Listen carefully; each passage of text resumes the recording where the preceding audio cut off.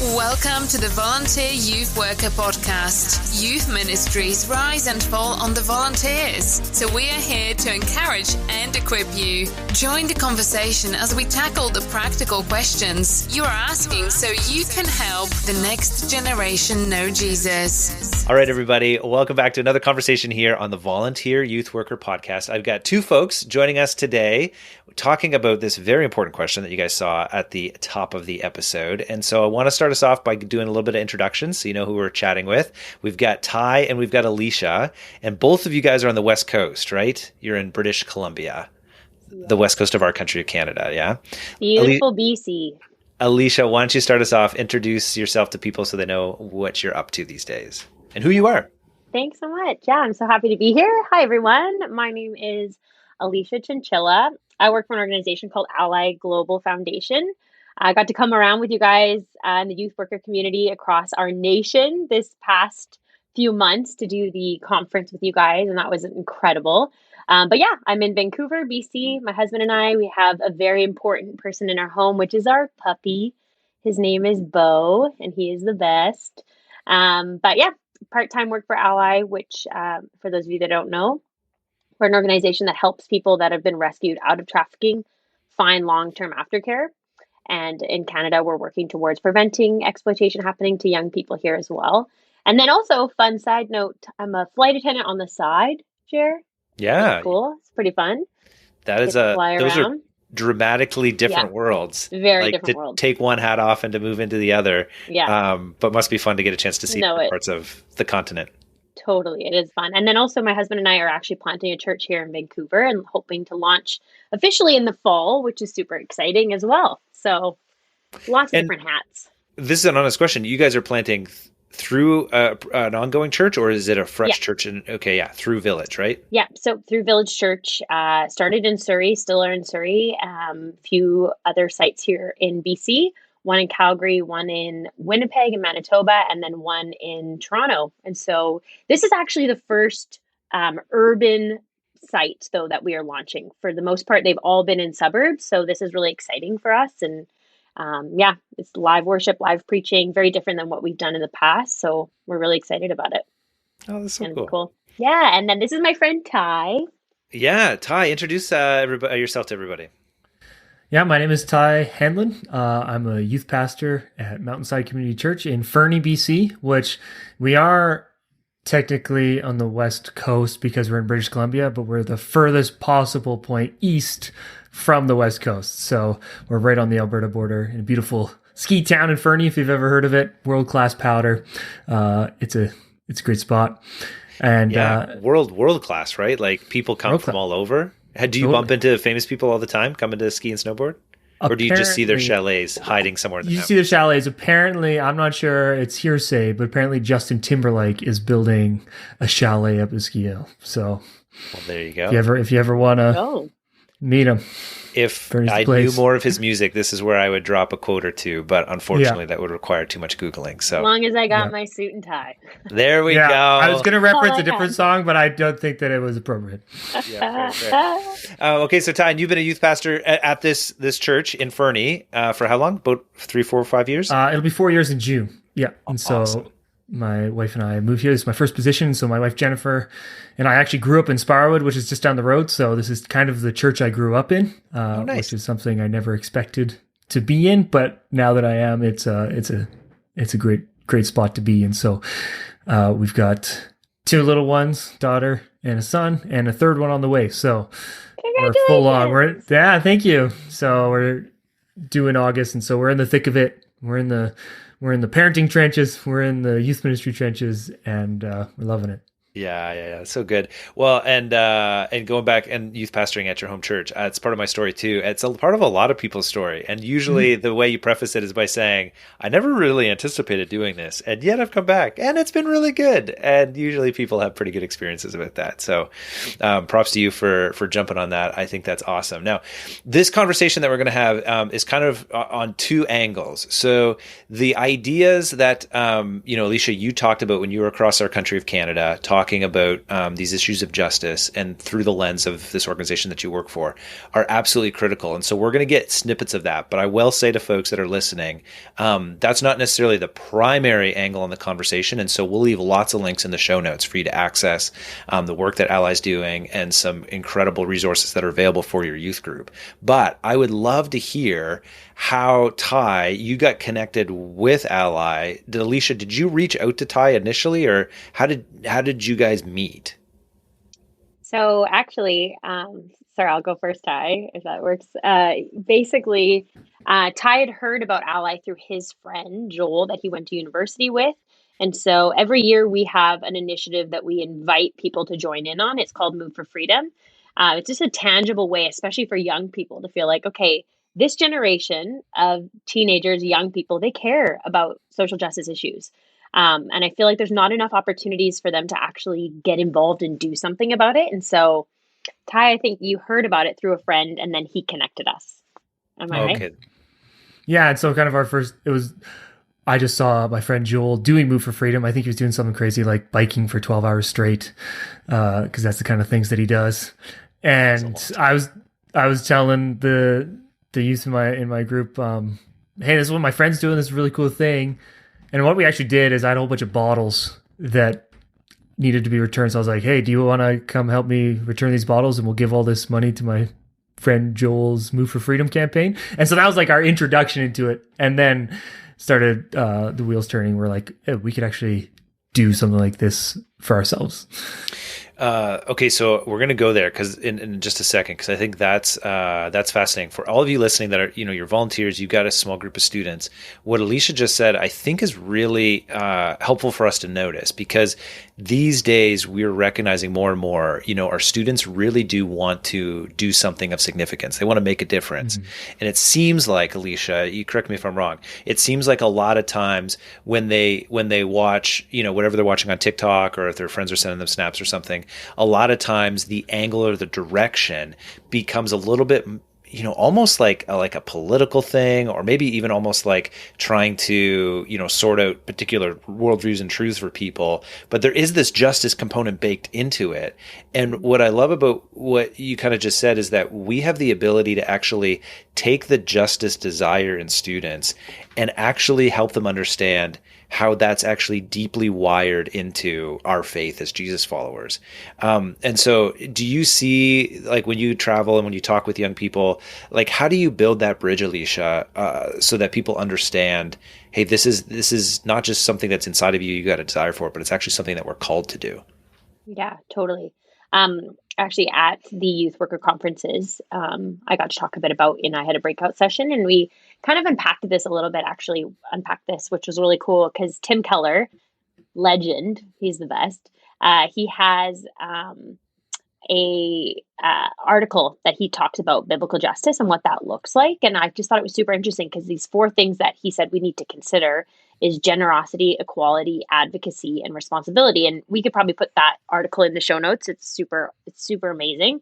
But I thought it was really interesting, because this idea of like a responsibility and like actually showing your students, okay, we're actually called to care about this, and individually we have a responsibility, but corporately as a community, what is our responsibility? What are we actually supposed to do about this? And I love the way he kind of unpacks it a bit.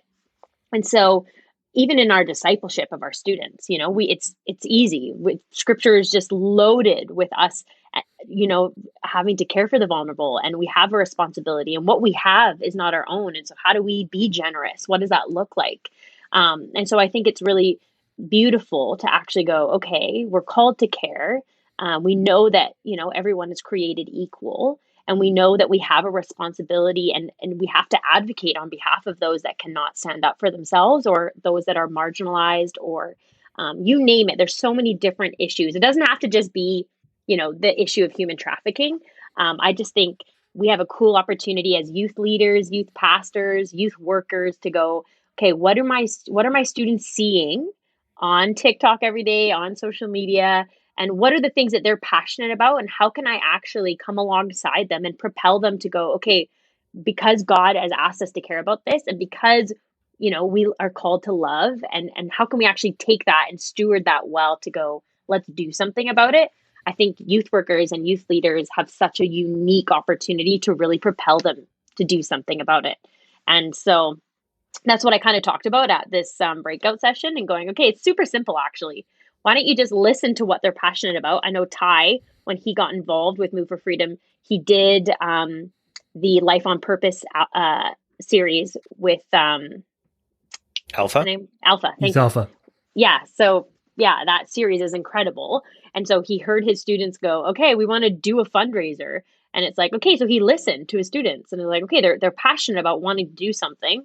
And then it's like, okay, well, let's learn about an issue that you care about. Let's actually take time, and then let's actually decide to do something and then do it. It's like, it's that simple, and I think sometimes we overcomplicate how we can actually get our students involved in doing something, but just listening, learning, deciding, and doing, like those 4 things. I'm like, there's so much that we can actually do. And so, but yeah, I think it's just really getting back down to the basics of like, what does the Bible say and what is our responsibility in it? Yeah, well, it turns out it's becomes a discipleship issue, right? So the idea that as a volunteer, when you're thinking about discipling your students into the way of Jesus, well, the way of Jesus is actually obviously really tied to caring for the oppressed, caring for those that are hurting, caring for those that have been downtrodden. So, Ty, tell us then, with some of this kind of preface, what happened with your students? What, local church youth group, you got your crew, and all of a sudden everybody's asking to do something justice oriented. How did you cultivate that in them? What was the steps? Yeah, definitely. Started as like, coming out of this Life on Purpose series, kind of this, ambient desire to do something mixed with the challenge of living in a fairly affluent upper middle class community. We're a ski town. And so the number of visible needs in our community there are some, but they are far less obvious than if you're in an urban setting or something like that. And so it was, helping to find an avenue for our students to be able to step into the role, to do justice, to be generous, to care for those and who God cares about, for the oppressed and the downtrodden. And in our context, it required doing something outside of our community, at least in this situation. And so our students had the desire to raise money for something, and I kind of suggested the idea of Move for Freedom, which they quickly got behind, because they're like, you know what we have? The ability to move. We've got lots of mountains around us, and so it quickly became the plan to climb a mountain to raise funds for it. And, one thing students have, they don't have a ton of excess money, but they can be generous with their time. Mm-hmm. And then we can ask people who do have money to be generous with their money to support us. And that kind of became the means by which we had an opportunity to step out into doing the kinds of things that Jesus cares about in a way that was unique to our community. So I want to make sure I catch this. So Life on Purpose, which also will link, free resource, people can access, incredible. So this video curriculum inspires your students to want to do something purposeful, like generally with their life, but then even specifically like in the here and now. Is that kind of the idea? Yeah. That's sweet. And so what the specific thing is they're like, we split into about 4 different groups, and each group kind of put their heads together as an actual tangible thing with the next couple of weeks that they were going to do that was purposeful. And one group suggested, hey, we should do a community-wide garage sale and give the money away to something. And it was funny because they're like, yeah, we could like each go home and pick out a couple of things from our closets and then put up some posters and then have it this weekend. And So as a youth leader, you do need to give a little bit of direction. You're like, hey, a garage sale is an awesome idea. A garage sale with 9 items isn't an awesome idea. How can we work to make this actually be both the combination of your idea as well as, just to give a little bit more direction to it. And so from that, it kind of arose. The kids were like, oh man, we've done the event bigger or better before. And so I was like, well, we could go around town, play bigger or better, but tell them what we're playing it for. It's to collect items for our garage sale. And that combined with just advertising around town that, hey, if you got you're doing spring cleaning and there's stuff you want to get rid of, you can drop it off at Mountainside Community Church. And we ended up with like a full cargo trailer full of stuff. It was a lot of stuff. That's wild. Okay, so this is good. So volunteers, make sure you hear this. There's this moment of students feeling the desire to go and to do the thing or to do the something. They've got the urge. And I think sometimes if we're not careful, we can miss that opportunity and somebody else will capitalize on it. Like the students will spin their tires and they will go and do something. They've got the energy, they've got the vision, they've got the heart behind it. I think this discipleship conversation is just this essential piece to understand that in our teenagers, notice when it pops up and be ready to help disciple and shape it as a shepherd would. That's the other thing that we get to do as youth leaders. Like we are shepherds of students, and shepherds guide the sheep in the direction to make sure that they're staying in a healthy, wise path. And so, Ty, as the shepherd, you get a chance to kind of shape that.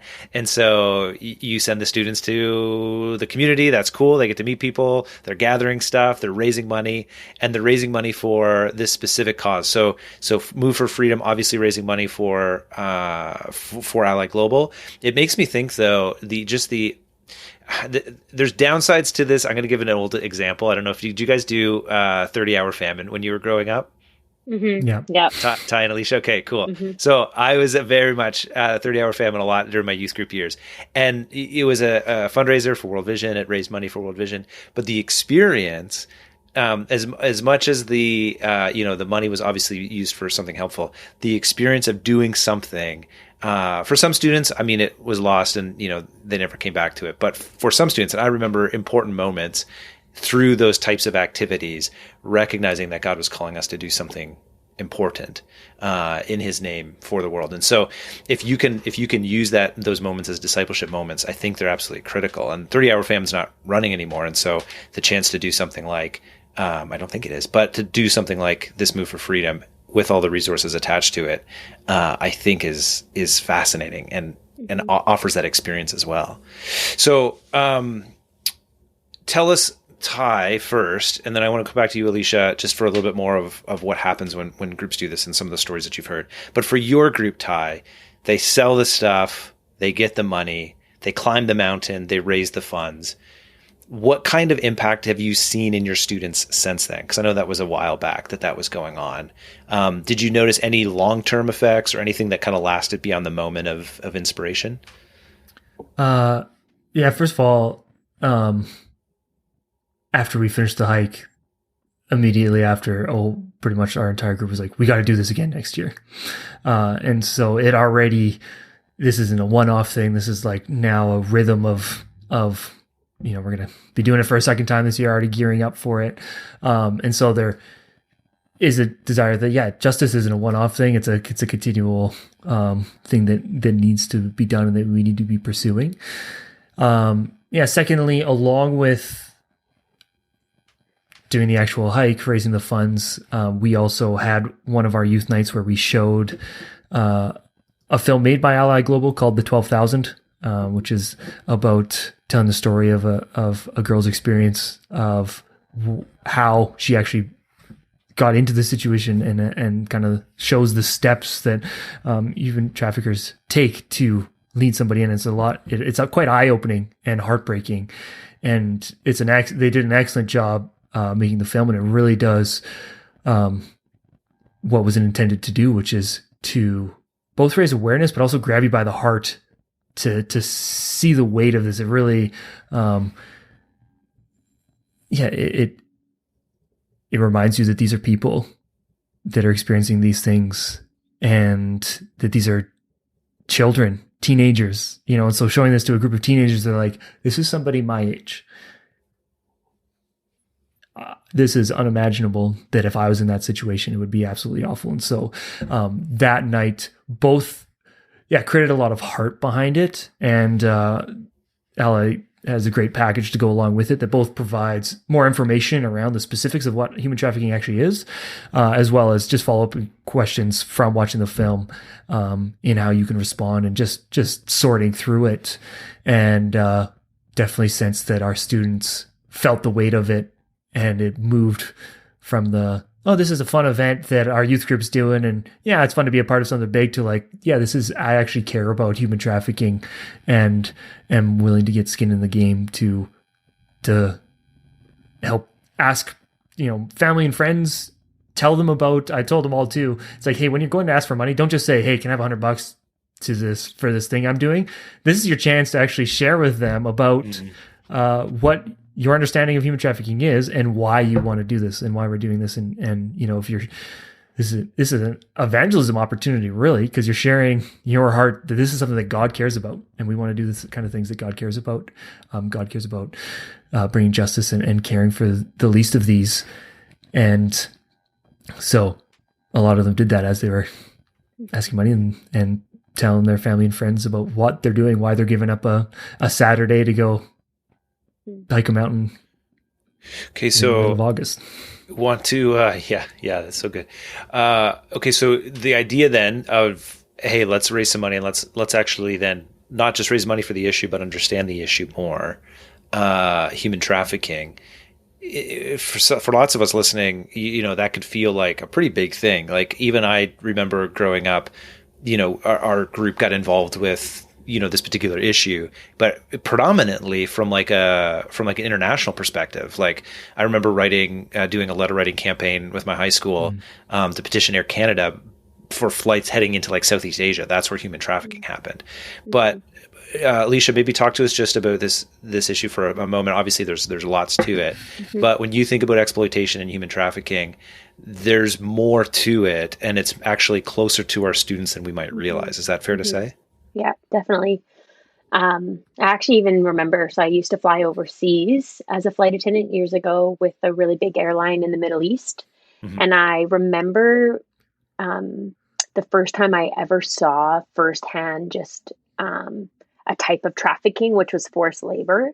The Burj Khalifa in Dubai, where I lived, is the tallest, biggest building in the world. But when I learned firsthand about how it was built off the backs of slave labor, gentlemen that were paid nothing, living in horrible living conditions, working 12-hour days, 7 days a week, and not actually able to go home because they had their passports taken from them, my heart broke. And then I even learned about the type of exploitation that was happening in Dubai, and then realized that those girls that were being brought to Dubai promised one thing, but then actually had their passports taken from them and were forced into exploitation in Dubai. I realized, how many of those girls did I fly on the plane that I never realized? Or how many situations were happening right in front of my face that I was not aware of? And I think once I realized how close I was to the issue, my heart just broke, and I felt a lot more passionate to want to do something, because, like you said, it wasn't a far off, distant thing just happening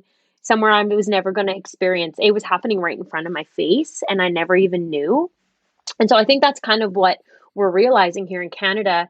It's not maybe as black and white as we see overseas in Nepal or Cambodia. And the work that we do, if I could just say too, is incredible. We run safe homes in both Nepal and Cambodia. It's all local nationals who have in some way been involved. Either they've come through exploitation themselves or had family members, and they have given their lives to devote to care for this next generation of survivors. And it's beautiful. And we're seeing just this beautiful opportunity for them to find freedom and healing. And it's incredible. And it inspires us to keep doing what we're doing. And now here in Canada, it's Can I just ask, what part of Cambodia? That's fascinating. Cambodia was where we went to. So yeah, what part of Cambodia are you guys in? Can you say? I don't think I should mention. Oh, okay. That's okay. I'm not sure. Just in case. But Cambodia is our smaller project. And so we've got only about 3 safe homes there. But in Nepal, we have 5. Care for over 200 students. We have a school in Nepal as well, which is really beautiful, because then we can open it up to the community. It's for our students, but then also that's the best way to protect children from being exploited, is actually get them in schools. So we even go into rural parts of Nepal and Cambodia, and we do prevention work where we show the film, like Ty talked about, and educate families on, hey, this is what's happening, and then give tuition, give school books, uniforms, whatever they need, because we think that's a really easy way to protect children is get them in school so they're not walking around the streets looking for work or not working. So it's amazing what we're doing overseas. But here in Canada, I think it's a little less black and white, a lot more nuanced, a lot more gray. A lot of exploitation in North America is happening online. We're seeing through video games, through social media. And it's unfortunately the statistics and the research that we have is just not current. It's not up to date. Statistics from 2012 and 2014. I'm like, that's a decade ago. And do you know how much social media and our culture has changed in the last 10 years? It's wild how much it's changed. And so a lot of the work that we're doing here now in Canada is trying to get proper research, proper education into the hands of teachers, youth workers, youth leaders, churches, to go, how do we protect our children? I would argue that this stat is a lot higher because this is only what's been documented and recorded. But they say about 20 to 30% of exploitation victims in Canada are under 18. And then the shocking stat that I think is hard to wrap my mind around, but about 40% of people that are exploiting or being traffickers in Canada are of the ages of 18 to 24. So I think if we think in Canada our students aren't at risk, we're kidding ourselves, because if it's not them, it's a friend, it's their sibling, they're going to come into some sort of situation where they're going to interact with it in some way, shape, or form. And the best thing we could do as youth leaders and as youth workers is to actually create a space to talk about it, to have that safe space to go, hey, what is happening in Canada? And because we love you and care about you, we want you to know that, hey, if you're a 13-year-old boy playing video games and somebody wants you to send a picture of them so that they can buy you another level in your game, we want you to feel safe to talk to us about it and not feel like you're just going to get in trouble and you're going to get your game taken away from you. A couple of things came to mind. You talked about, our students are a little bit at risk, and I think that's the case for both being a victim, but also potentially being an abuser. It sounds like, right, if the ones that are doing trafficking, and maybe just to explain what trafficking is, because some people just assume trafficking is like I kidnap somebody and I take them somewhere, but exploitation and trafficking looks even a little bit different these days. Yeah, I think that's an issue that's been really sensationalized in some ways in the media and in pop culture. So there are definitely a lot of misperceptions about what trafficking actually is. So obviously, by no means, first of all, I'm not an expert in this and have not experienced this injustice firsthand. So there's limitations right off the bat to my understanding of this issue. However, based on what I have learned about this issue, it's very complex and it's much more nuanced than we actually see in the media. I think it's important to understand around language, the terms trafficking and exploitation. They can often get used interchangeably, but there's actually a lot of intersectionality, but there's also some very key differences between those two things when we say trafficking and exploitation. So exploitation refers to the use of someone for personal or financial gain, often without their consent or even knowledge. So in the context of sex, exploitation can involve a range of activities, including sex trafficking, pornography, or other forms of sexual exploitation. But the victims of exploitation, they may not actually be physically coerced or controlled, but they've often been manipulated or deceived into engaging into these activities. Where trafficking is a type of exploitation that the two common ones we see in Canada are sex trafficking and labor trafficking. So with sex trafficking affecting our children and youth a lot more, this involves more of a recruitment process and transportation or harboring of those individuals for the purpose of sexual exploitation. So these victims of sex trafficking are often forced or coerced into sex work, and they may be physically or even psychologically controlled by their traffickers. So a key misunderstanding is that these victims are all being kidnapped. We think of like a creepy man in a van pulling up and physically forcing and grabbing, these children, throwing them into the back of the van. But this can happen, obviously, but the grooming or recruitment process can actually look a lot more subtle and much more coercive to the point where some of these victims and survivors, they can't even self-identify, or they don't even know that they're being trafficked. And so in terms of specifically like grooming tactics, we could talk about that obviously for a long time. And that's something that at Ally, we actually plan on providing further education around this issue. But this is where we see social media, what's happening on TikTok, video games, other online platforms playing a huge role, especially among our children and youth. Which means that legitimately, like every high school girl small group leader knows, most of their girls have been propositioned for photos at one point. Like it's almost commonplace at this point, that level of exploitation, right? Right. And I think we think it's somebody who's forcing it.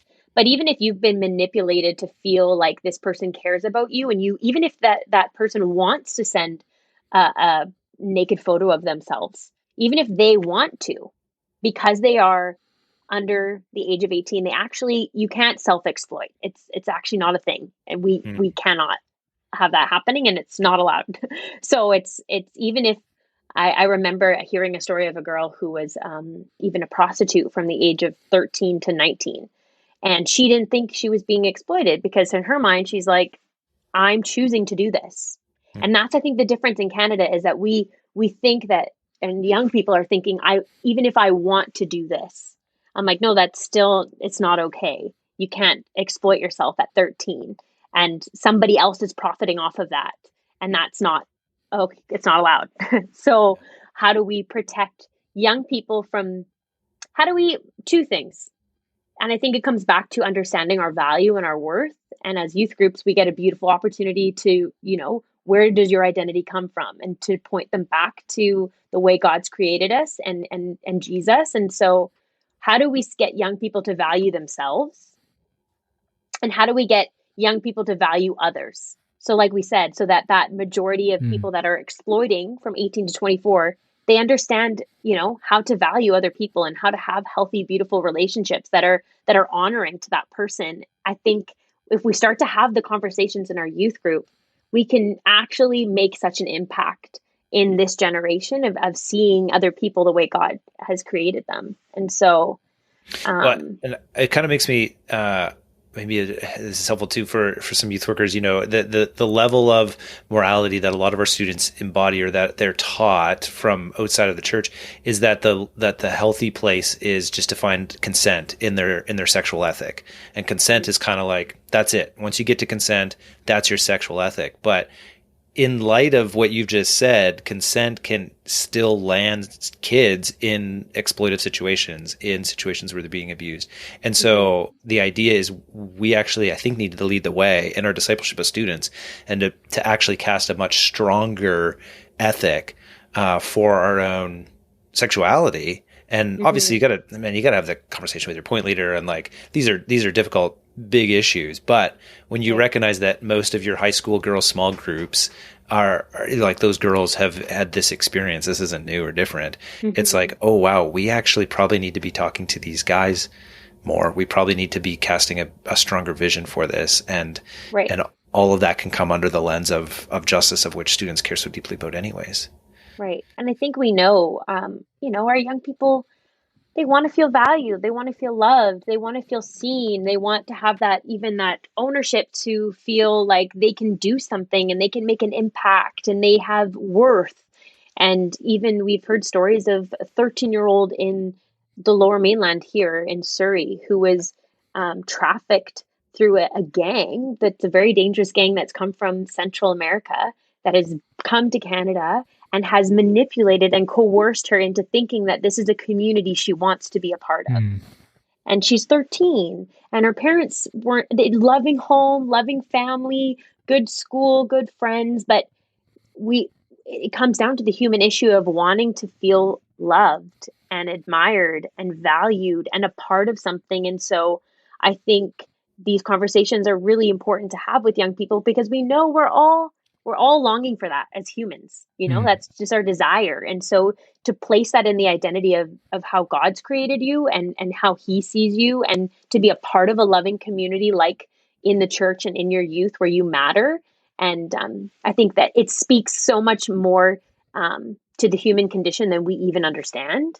I think we take for granted oh, youth, gathering on a Friday night, or what is this even going to do? And I'm like, no, that's a place where they belong and they matter. And I think that God can do so much more with you just showing up on a youth night than you ever could even know and imagine. And so I think back to what we talked about earlier, even in biblical justice and having this understanding and awareness of, I think with mission work, we think, oh, like we said, we have to go to Cambodia to make an impact, or I have to, go on a missions trip to do something. And I'm like, no, God has gifted each and every one of us with talents and skills. And we need people that are going to go into the business force to go, how do I take my business and be on mission to do biblical justice in the world with my business? Or I'm going to be a singer-songwriter. I'm a gifted singer. It's like, how do I write songs that point back to how we see and care and value people? I'm a artist, how do I create art that, there's so much more that we can do with the gifts and talents that we've been given that don't have to be the missionary or have to be the one running the safe home. I think God wants to use us here and now for what we've been given and gifted with to actually, do something about these injustices we see. Yeah, I love that.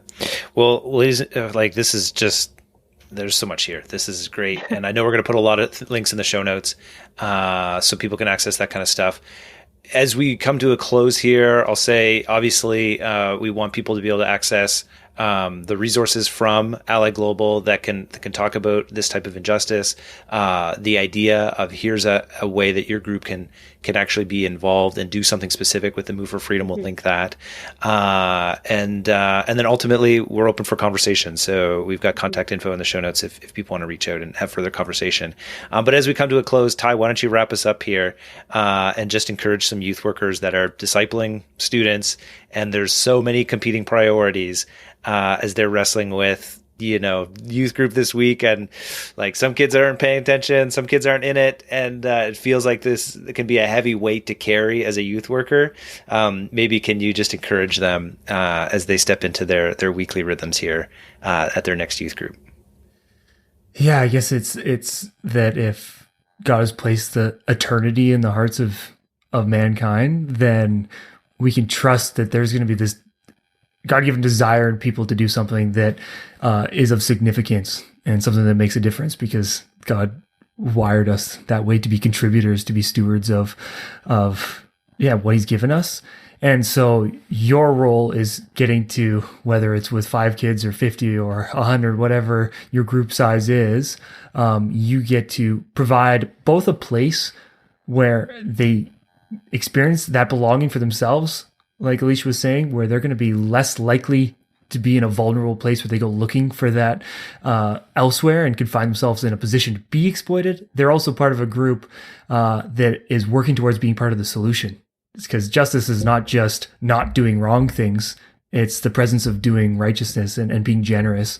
And so to be part of a group that both fills kids with a sense of love and belonging, but also a sense of purpose, where they're actually stepping out, whether it's through getting involved with Move for Freedom or whatever else you're doing as a group. It may seem on a week-to-week basis, and this is something I have to remind myself constantly, that you're not making, it might feel like you're not making a big difference. But if we were to zoom out with God-sized vision, you are, even if you're impacting one life and changing them from being somebody who might be exploited or being someone who might be tempted to be an exploiter, that's going to ripple out throughout make a huge impact. And so this is the stuff we get to do. And this is day in and day out. And can't thank you enough. And I appreciate my volunteers who give their time week after week. And so thank you for doing what you're doing, and I encourage you to keep on doing it. That's great. It's a great spot to stop. And so thank you guys so much for being with us. We will see all that are listening the next time here on the Volunteer Youth Worker Podcast.